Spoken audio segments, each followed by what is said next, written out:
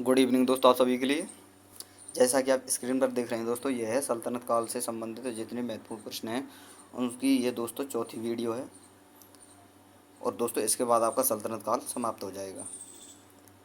तो चलिए दोस्तों शुरू करते हैं। पहला प्रश्न है आपके सामने, सल्तनत काल में भू राजस्व का सर्वोच्च अधिकारी कौन था? पटवारी, रावत, चौधरी या मलिक? चलिए दोस्तों बताइए जल्दी से, इसका आंसर क्या होगा? आपको बताना है दोस्तों, सल्तनत काल में भू राजस्व का सर्वोच्च अधिकारी कौन होता था? पटवारी, रावत, चौधरी या मलिक? चलिए दोस्तों बताइए जल्दी से, इसका आंसर क्या होगा? और दोस्तों मैं आपको बता देता हूँ, आप देख रहे हैं स्क्रीन पर छोटे से छोटा लेवल और हाई से हाई लेवल तक के दोस्तों मैं क्वेश्चन वीडियो में लेकर आ रहा हूँ, क्योंकि मैं नहीं चाहता दोस्तों किसी प्रकार का कंटेंट में आपके लिए कमी हो। तो इसलिए दोस्तों इन वीडियो का ज़्यादा से ज़्यादा रिवाइज करें। मैंने एक भी प्रश्न ऐसा नहीं छोड़ा है जो दोस्तों इन किसी भी एग्जाम में नहीं आया हो। तो इसलिए दोस्तों वीडियो का ज़्यादा से ज़्यादा रिवाइज करें। अगर दोस्तों जो भी भाई हमारे जितने भी नए व्यूअर हैं दोस्तों, वो हमारे चैनल को सब्सक्राइब करें और दोस्तों बेल आइकन दबाना ना भूलें, वीडियो को लाइक ज़रूर करें। तो चलिए दोस्तों बताइए जल्दी से, इसका आंसर क्या होगा? तो दोस्तों ऑप्शन नंबर सी आपका सही आंसर होगा, चौधरी। अगला प्रश्न है प्रश्न नंबर 2, भरीत किसे कहते थे? राजकीय कारखाने में काम करने वाला कारीगर, सुल्तान के अंगरक्षक, सरकारी कोष के अधिकारी या सूचना पहुंचाने वाले गुप्तचर? चलिए दोस्तों बताइए जल्दी से, इसका आंसर क्या होगा? भरीत किसे कहते थे? राजकीय कारखानों में काम करने वाले कारीगर, सुल्तान के अंगरक्षक, सरकारी कोष के अधिकारी या सूचना पहुंचाने वाले गुप्तचर? चलिए दोस्तों बताइए जल्दी से, इसका आंसर क्या होगा? भरीत का मतलब क्या है दोस्तों?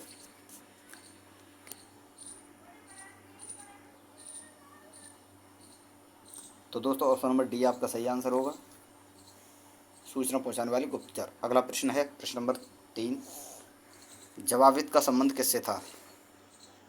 राज्य कानून से, वंश प्रणाली को नियंत्रित करने वाले कानून से, टकसाल से संबंधित कानून से या दोस्तों कृषि संबंधी कर से? चलिए दोस्तों बताइए जल्दी से, इसका आंसर क्या होगा? जवाबित का संबंध बताना है आपको, किससे इसका संबंध है? राज्य कानून से, वंश प्रणाली को नियंत्रित करने वाले कानून से, टकसाल से संबंधित कानून से या कृषि संबंधी कर से? तो दोस्तों ऑप्शन नंबर ए आपका सही आंसर होगा, राज्य कानून से। अगला प्रश्न है दोस्तों प्रश्न नंबर 4, हदीस है एक, आपको बताना है दोस्तों हदीस क्या है? इस्लामिक कानून, बंदोबस्त कानून, सल्तनत कालीन कर या मनसबदार? चलिए दोस्तों बताइए जल्दी से, इसका आंसर क्या होगा? हदीस क्या है? इस्लामिक कानून, बंदोबस्त कानून, सल्तनत कालीन कर या मनसबदार? तो दोस्तों ऑप्शन नंबर ए आपका सही आंसर होगा, इस्लामिक कानून। अगला प्रश्न है प्रश्न नंबर 5, भूमि नापने के लिए दिल्ली सल्तनत काल में कौन सा मापक प्रयोग में लाया जाता था? किस्मती गल्ला, गल्ला बक्सी, मसात या गाजी? चलिए दोस्तों बताइए जल्दी से, इसका आंसर क्या होगा? भूमि नापने के लिए दिल्ली सल्तनत काल में कौन सा मापक प्रयोग में लाया जाता था? किस्मती गल्ला, गल्ला बक्सी, मसात या गाजी? चलिए दोस्तों बताइए जल्दी से, इसका आंसर क्या होगा? तो दोस्तों ऑप्शन नंबर सी आपका सही आंसर होगा, मसहत। अगला प्रश्न है प्रश्न नंबर 6, सल्तनत काल में फवाजिल का अर्थ क्या था? अभिजात वर्ग को दिए जाने वाला अतिरिक्त भुगतान, वेतन के बदले में निर्धारित मालगुजारी, इक़्तिदारों द्वारा सरकारी खजाने जमा की जाने वाली अतिरिक्त राशि या दोस्तों कृषकों से की जाने वाली गैर कानूनी जबरी वसूली? चलिए दोस्तों बताइए जल्दी से, इसका आंसर क्या होगा? आपको बताना है दो फजा फवाजिल का अर्थ क्या है? अभिजात वर्ग को दी जाने वाला अतिरिक्त भुगतान, वेतन के बदले में निर्धारित मालगुजारी, इक़्तिदारों द्वारा सरकारी खजाने में जमा की जाने वाली अतिरिक्त राशि या दोस्तों कृषकों से की जाने वाली गैरकानूनी जबरी वसूली? चलिए दोस्तों बताइए जल्दी से, इसका आंसर क्या होगा? तो दोस्तों ऑप्शन नंबर सी आपका सही आंसर होगा, इक़्तिदारों द्वारा दी सरकारी खजाने में जमा की जाने वाली अतिरिक्त राशि। अगला प्रश्न है प्रश्न नंबर 7, किसके सिक्कों पर बगदाद के अंतिम शासक, अंतिम खलीफा सर्वप्रथम अंकित हुआ? कुतुबुद्दीन ऐबक के सिक्कों पर, इल्तुतमिश के सिक्कों पर, अलाउद्दीन खिलजी के सिक्कों पर या अलाउद्दीन मसूद शाह के सिक्कों पर? चलिए दोस्तों बताइए जल्दी से, इसका आंसर क्या होगा? आपको बताना है किसके सिक्कों पर बगदाद के खलीफा का सर्वप्रथम अंकन मिलता है? कुतुबुद्दीन ऐबक, इल्तुतमिश, अलाउद्दीन खिलजी या अलाउद्दीन मसूद शाह? चलिए दोस्तों बताइए जल्दी से, इसका आंसर क्या होगा? तो दोस्तों ऑप्शन नंबर डी आपका सही आंसर है, अलाउद्दीन मसूद शाह है। अगला प्रश्न है प्रश्न नंबर 8, ससगनी चांदी का एक छोटा सिक्का होता था जो बराबर था 4 जीतल गए, 6 जीतल गए, 8 जीतल गए या 10 जीतल गए। चलिए दोस्तों बताइए जल्दी से इसका आंसर क्या होगा। जो सल्तनत काल में जो ससगनी नाम का एक चांदी का सिक्का होता था वह कितनी जीतल के बराबर होता था। 4 जीतल गए, 6 जीतल गए, 8 जीतल गए या दोस्तों 10 जीतल गए। तो दोस्तों ऑप्शन नंबर बी आपका सही आंसर होगा, 6 जीतल गए। अगला प्रश्न है प्रश्न नंबर 9। निम्नलिखित में से कौन सा एक युग्म सही सुमेलित नहीं है। दीवान ए मुख्तराज अलाउद्दीन खिलजी, दीवान ए अमीर कोही तुगलक, दीवान ए खैरात फिरोज शाह तुगलक या दीवान ए रियासत बलबन। चलिए दोस्तों बताइए जल्दी से इसका आंसर क्या होगा। आपको इनमें सुमेलित करना है, इनमें से कौन सा सही नहीं है। और ऑप्शन है दोस्तों आपके सामने, दीवान ए मुख्तराज अलाउद्दीन खिलजी, दीवान ए अमीर कोही तुगलक, दीवान ए खैरात फिरोज शाह तुगलक या दोस्तों दीवान ए रियासत बलबन। चलिए दोस्तों बताइए जल्दी से इसका आंसर क्या होगा। तो दोस्तों ऑप्शन नंबर डी आपका सही आंसर है, दीवान ए रियासत बलबन। ये दोस्तों सुमेलित नहीं है, आपको ध्यान रखना है और यही प्रश्न में पूछा गया है। और आपसे प्रश्न में ये भी पूछा जा सकता है दोस्तों एग्जाम में कि दीवान मुख्तराज की स्थापना किसने की, तो आपको बताना है अलाउद्दीन खिलजी। और इसी प्रकार दोस्तों दीवान अमीर कोही की पूछे तो तुगलक और दीवान एक खैरात की पूछे तो दोस्तों फिरोज शाह तुगलक।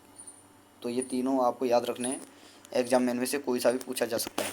अगला प्रश्न है प्रश्न नंबर 10। निम्नलिखित में से किस सुल्तान ने कुतुब मीनार की 5वीं मंजिल का निर्माण करवाया। कुतुबुद्दीन ऐबक, इल्तुतमिश, फिरोज शाह तुगलक या सिकंदर लोदी। चलिए दोस्तों बताइए जल्दी से इसका आंसर क्या होगा। निम्नलिखित में से किस सुल्तान ने कुतुब मीनार की 5वीं मंजिल का निर्माण करवाया था। कुतुबुद्दीन ऐबक, इल्तुतमिश, फिरोज शाह तुगलक या सिकंदर लोदी। चलिए दोस्तों बताइए जल्दी से इसका आंसर क्या होगा। तो दोस्तों ऑप्शन नंबर सी आपका सही आंसर होगा, फिरोज शाह तुगलक। अगला प्रश्न है प्रश्न नंबर 11। अढ़ाई दिन का झोंपड़ा क्या है। मस्जिद, मंदिर, संत की झोंपड़ी या मीनार। चलिए दोस्तों बताइए जल्दी से इसका आंसर क्या होगा। आपको बताना अढ़ाई दिन का जो झोंपड़ा है वह है क्या चीज़ दोस्तों। मस्जिद, मंदिर, संत की झोंपड़ी या मीनार। तो दोस्तों ऑप्शन नंबर ए आपका सही आंसर होगा, मस्जिद।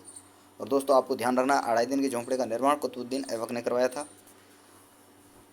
और दोस्तों मैं आपको बता दूं अढ़ाई दिन का झोंपड़ा जो था उससे पहले ये दोस्तों एक संस्कृत वेधशाला थी जिसमें संस्कृत के विद्यार्थी पढ़ा करते थे, जिसका निर्माण दोस्तों विक्रमादित्य ने करवाया था। और अगला प्रश्न है दोस्तों प्रश्न नंबर 12। अलाउद्दीन खिलजी ने निम्नलिखित में से किसका निर्माण करवाया। अलाई दरवाज़ा, लाल महल, कुब्बत उल इस्लाम मस्जिद या अढ़ाई दिन का झोंपड़ा। चलिए दोस्तों बताइए जल्दी से इसका आंसर क्या होगा। आपको बताना है अलाउद्दीन खिलजी ने निम्न में से किसका निर्माण करवाया था। अलाई दरवाज़ा, लाल मस्जिद, सॉरी दोस्तों लाल महल, कुब्बत उल इस्लाम मस्जिद या अढ़ाई दिन का झोंपड़ा। तो दोस्तों ऑप्शन नंबर ए आपका सही आंसर होगा, अलाई दरवाज़ा। अगला प्रश्न है प्रश्न नंबर 13।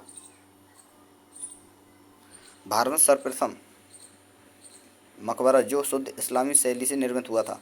हुमायूं का मकबरा, बलबन का मकबरा, ऐबक का मकबरा या अलाउद्दीन का मकबरा। चलिए दोस्तों बताइए जल्दी से इसका आंसर क्या होगा। आपको बताना है दोस्तों भारत में प्रथम मकबरा वह कौन सा था जो शुद्ध इस्लामिक शैली में निर्मित था। हुमायूं का मकबरा, बलबन का मकबरा, ऐबक का मकबरा या अलाउद्दीन का मकबरा। तो दोस्तों ऑप्शन नंबर बी आपका सही आंसर होगा, बलबन का मकबरा। अगला प्रश्न है प्रश्न नंबर 14। निम्नलिखित में से किस शासक ने जहाँ पनाह का निर्माण करवाया जो दिल्ली का चौथा नगर था। इल्तुतमिश, अलाउद्दीन खिलजी, मोहम्मद बिन तुगलक या दोस्तों सिकंदर लोदी। चलिए दोस्तों बताइए जल्दी से इसका आंसर क्या होगा। आपको बताना है दोस्तों किसने जहाँ पनाह नगर का निर्माण करवाया दोस्तों जो दिल्ली का चौथा नगर था। इल्तुतमिश, अलाउद्दीन खिलजी, मोहम्मद बिन तुगलक या सिकंदर लोदी। चलिए दोस्तों बताइए जल्दी से इसका आंसर क्या होगा। तो दोस्तों ऑप्शन नंबर सी आपका सही आंसर होगा, मोहम्मद बिन तुगलक। अगला प्रश्न है प्रश्न नंबर 15।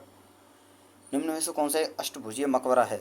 सिकंदर लोदी का मकबरा, बलबन का मकबरा, गयासुद्दीन तुगलक का मकबरा या फिरोज शाह तुगलक का मकबरा। चलिए दोस्तों बताइए जल्दी से इसका आंसर क्या होगा। आपको बताना है कौन सा एक अष्टभुजीय मकबरा है। सिकंदर लोदी का मकबरा, बलबन का मकबरा, गयासुद्दीन तुगलक का मकबरा या फिरोज शाह तुगलक का मकबरा। चलिए दोस्तों बताइए जल्दी से इसका आंसर क्या होगा। तो दोस्तों ऑप्शन नंबर ए आपका सही आंसर होगा, सिकंदर लोदी का मकबरा। अगला प्रश्न है प्रश्न नंबर 16। तूती ए हिंद अमीर खुसरो का जन्म हुआ था पट्टी में, पाटली में, पटियाली में या पटियाला में। चलिए दोस्तों बताइए जल्दी से, इसका आंसर क्या होगा? तूती ए हिंद अमीर खुसरो का जन्म कहाँ हुआ था? पट्टी में, पाटली में, पटियाली में या पटियाला में? तो दोस्तों ऑप्शन नंबर ए आपका सही आंसर है, पट्टी में। अगला प्रश्न है दोस्तों, प्रश्न नंबर 17। निम्नलिखित में से किसने स्वयं को हिंदुस्तान का तोता कहा? कुतुब ने, उस्मान ने, अमीर खुसरो ने या अमीर हसन ने? चलिए दोस्तों बताइए जल्दी से, इसका आंसर क्या होगा? किसने स्वयं को हिंदुस्तान का तोता कहा? कुतुब ने, उस्मान ने, अमीर खुसरो ने या अमीर हसन ने? तो दोस्तों ऑप्शन नंबर सी आपका सही आंसर होगा, अमीर खुसरो ने। अगला प्रश्न है प्रश्न नंबर 18। अमीर खुसरो किसका दरबारी कवि था? अलाउद्दीन खिलजी का, मोहम्मद बिन तुगलक का, इब्राहिम लोदी का या फिरोज शाह का? चलिए दोस्तों बताइए जल्दी से, इसका आंसर क्या होगा? आपको बताना है दोस्तों, अमीर खुसरो जो कवि था वह किसका दरबारी कवि था? अलाउद्दीन खिलजी का, मोहम्मद बिन तुगलक का, इब्राहिम लोदी का या फिरोज शाह का? और दोस्तों मैं आपको एक सूचना देता हूँ कि जितने भाई हमारी इस वीडियो को देख रहे हैं या जितने फ्रेंड हमारी इस वीडियो को देख रहे हैं दोस्तों, मैं आपके लिए खुशखबरी देता हूँ दोस्तों कि जो भी हमारे भाई इस वीडियो को देख रहे हैं या हमारी वीडियो को रेगुलर देखते हैं और जिन्होंने हमारा चैनल सब्सक्राइब किया है, और दोस्तों जिन्होंने नहीं किया है वो भी हमारे इस चैनल को सब्सक्राइब कर लें, क्योंकि दोस्तों आपके लिए एक ऑफ़र आने वाला है जो कि मैं आपको बता दूं दोस्तों। जो भी भाई हमारे वीडियो को देखने के बाद दोस्तों जो भी भाई कमेंट करेंगे और जिसका कमेंट हाईलाइट होगा दोस्तों, मैं उस भाई के लिए, जो भी कमेंट हाईलाइट होगा उसके लिए दोस्तों मैं अपनी तरफ से एनसीईआरटी बेस्ड नोट्स जो कि साइंस के होंगे दोस्तों, उन नोट्सों को मैं आपके लिए फ्री उपलब्ध कराऊंगा, जिसका पूरा खर्चा मेरा होगा। तो दोस्तों मैं आपको बता दूं, जो भी भाई हमारी इस वीडियो को देख रहे हैं ज़्यादा से ज़्यादा वीडियो को शेयर करें, चैनल को सब्सक्राइब करें, क्योंकि दोस्तों आपके लिए ऑफ़र है, क्योंकि आपके लिए एनसीईआरटी बेस्ड साइंस के नोट्स आने वाले हैं दोस्तों। और जो भाई हाईलाइट कमेंट करेगा और उसकी कमेंट को निकाल कर दोस्तों जो भी हाईलाइट कमेंट होगी उसके लिए वो नोट्स उपलब्ध करा दिए जाएंगे, जो कि कॉस्ट ऑफ फ्री होंगे।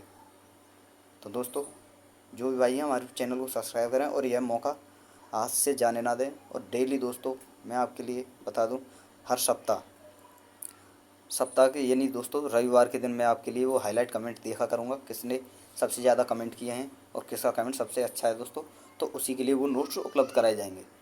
तो दोस्तों वीडियो को ज़्यादा शेयर करें, चैनल को सब्सक्राइब करें और इन नोट्सों का दोस्तों और इन वीडियो का फ़ायदा उठाएं। तो चलिए दोस्तों बताइए इसका आंसर क्या होगा? तो दोस्तों ऑप्शन नंबर ए आपका सही आंसर होगा, अलाउद्दीन खिलजी। अगला प्रश्न है प्रश्न नंबर 19। निम्नलिखित में से कौन सी एक संगीत पद्धति अमीर खुसरो द्वारा आरंभ नहीं की गई थी? आपको ध्यान रखना है दोस्तों, आरंभ नहीं की गई थी। IAS प्री 2008 में पूछा गया प्रश्न है। ध्रुपद, ख्याल, कौल, तराना? चलिए दोस्तों बताइए जल्दी से, इसका आंसर क्या होगा? बताइए दोस्तों, अमीर खुसरो ने कौन सी पद्धति संगीत की प्रारंभ नहीं की? ध्रुपद, ख्याल, कौल, तराना? तो दोस्तों ऑप्शन नंबर ए आपका सही आंसर है, ध्रुपद। बाकी ये तीनों पद्धतियाँ दोस्तों अमीर खुसरो ने प्रारंभ की थी, ख्याल, कौल और तराना। अगला प्रश्न है प्रश्न नंबर 20। मुंतखब उल तवारीख निम्नलिखित में से किसकी रचना है? बदायूनी की, अलबरूनी की, जैनक की या अमीर खुसरो की? चलिए दोस्तों बताइए जल्दी से, इसका आंसर क्या होगा? मुंतखब उल तवारीख किसकी रचना है? बदायूनी की, अलबरूनी की, जैनक की या अमीर खुसरो की? तो दोस्तों ऑप्शन नंबर ए आपका सही आंसर है, बदायूनी की। अगला प्रश्न है प्रश्न नंबर 21। बादशाहनामा किस साहित्यकार की रचना है? CDS 2014 में पूछा गया प्रश्न है दोस्तों, और ऑप्शन है आपके सामने अब्दुल हमीद लाहौरी, गुलबदन बेगम, बदायूनी या इसामी? चलिए दोस्तों बताइए जल्दी से, इसका आंसर क्या होगा? बादशाहनामा किसकी साहित्यकार रचना है? अब्दुल हमीद लाहौरी की, गुलबदन बेगम की, बदायूनी की या इसामी की? तो दोस्तों ऑप्शन नंबर ए आपका सही आंसर होगा, अब्दुल हमीद लाहौरी की। अगला प्रश्न है प्रश्न नंबर 22। दिल्ली सल्तनत के किस साहित्यकार ने ताजुल मासिर ग्रंथ की रचना की? इसामी ने, हसन निजामी ने, सर हिंदी ने, याहिया बिन अहमद ने? चलिए दोस्तों बताइए जल्दी से, इसका आंसर क्या होगा? दिल्ली सल्तनत के किस साहित्यकार ने ताजुल मासिर ग्रंथ की रचना की थी? इसामी ने, हसन निजामी ने, सर हिंदी ने या याहिया बिन अहमद ने? चलिए दोस्तों बताइए जल्दी से, इसका आंसर क्या होगा? तो दोस्तों ऑप्शन नंबर बी आपका सही आंसर है, हसन निजामी ने। अगला प्रश्न है प्रश्न नंबर 23। तुगलकनामा निम्नलिखित में किसकी रचना है? हसन निजामी की, अमीर खुसरो की, शमशेर सिराज की या इब्न बतूता की? चलिए दोस्तों बताइए जल्दी से, इसका आंसर क्या होगा। आपको बताना है दोस्तों, जो तुगलकनामा है वह किसकी रचना है। हसन निजामी की, अमीर खुसरो की, शम्स ए सिराज की या इब्न बतूता की। तो दोस्तों ऑप्शन नंबर बी आपका सही आंसर होगा, अमीर खुसरो की। अगला प्रश्न है प्रश्न नंबर 24। निम्नलिखित में से तारीख ए फिरोज शाही के रचनाकार कौन है। आपको बताना है दोस्तों, और ऑप्शन है दोस्तों आपके सामने, शम्स ए सिराज अफीफ, जियाउद्दीन वर्नी, ख्वाजा अब्दुल समद इसामी या ए और बी दोनों। चलिए दोस्तों बताइए जल्दी से, इसका आंसर क्या होगा। बताइए दोस्तों इसका आंसर क्या होगा। किसने तारीख फिरोज शाही की रचना की। शम्स ए सिराज अफीफ, अलाउद्दीन बर्नी, ख्वाजा अब्दुल समद इसामी या ए और बी दोनों। तो दोस्तों ऑप्शन नंबर डी आपका सही आंसर होगा, ए और बी दोनों, यानी दोस्तों शम्स ए सिराज अफीफ और जियाउद्दीन बर्नी दोनों ने इसकी रचना की थी। अगला प्रश्न है प्रश्न नंबर 25। दिल्ली सल्तनत में दीवान ए अर्ज विभाग की स्थापना किसने की। बलबन ने, इल्तुतमिश ने, अलाउद्दीन खिलजी ने या फिरोज तुगलक ने। चलिए दोस्तों बताइए जल्दी से, इसका आंसर क्या होगा। किसने दीवान ए अर्ज विभाग की स्थापना की थी दोस्तों। बलबन ने, इल्तुतमिश ने, अलाउद्दीन खिलजी ने या फिरोज तुगलक ने। चलिए दोस्तों बताइए जल्दी से, इसका आंसर क्या होगा। चलिए दोस्तों बताइए जल्दी से, इसका आंसर क्या होगा।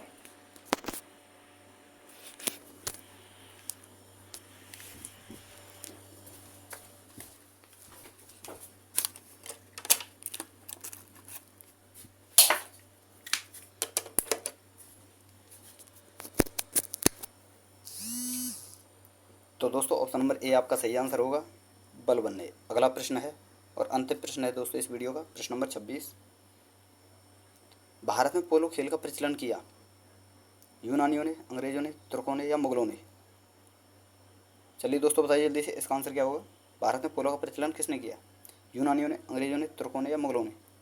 और दोस्तों यह प्रश्न UPPCS 2001 में पूछा गया प्रश्न है। तो चलिए दोस्तों बताइए जल्दी से, इसका आंसर क्या होगा। तो दोस्तों ऑप्शन नंबर सी आपका सही आंसर है, तुर्कों ने।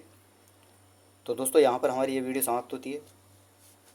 और दोस्तों अगर आपको हमारी वीडियो पसंद आई हो तो दोस्तों चैनल को लाइक करें, चैनल को सब्सक्राइब करें और दोस्तों बेल आइकन दबाना ना भूलें। और दोस्तों मैंने जो आपको बीच में जो बात बताई थी दोस्तों इस वीडियो के बीच में, कि जिसका भी कमेंट हाईलाइट होगा, जिसको मैं रविवार को देखा करूँगा हर बार, और जिसका भी कमेंट हाईलाइट होगा उसके लिए दोस्तों फ्री ऑफ कॉस्ट नोट्स उपलब्ध कराए जाएंगे दोस्तों, जो कि साइंस के नोट्स होंगे, जो कि NCERT बेस्ड नोट होंगे दोस्तों। तो दोस्तों इस ऑफ़र को हाथ से जाने ना दें। और दोस्तों चैनल को ज़्यादा से ज़्यादा सब्सक्राइब करें। जो भी नए भाई हैं हमारे इस चैनल को सब्सक्राइब करें। और दोस्तों प्यारा अच्छे से अच्छा कमेंट करें, जिससे कि आपका कमेंट हाईलाइट हो और आप उन नोट्सों को प्राप्त कर सकें। तो थैंक यू दोस्तों हमारी वीडियो देखने के लिए, धन्यवाद। फिर मिलते हैं एक नई वीडियो के साथ।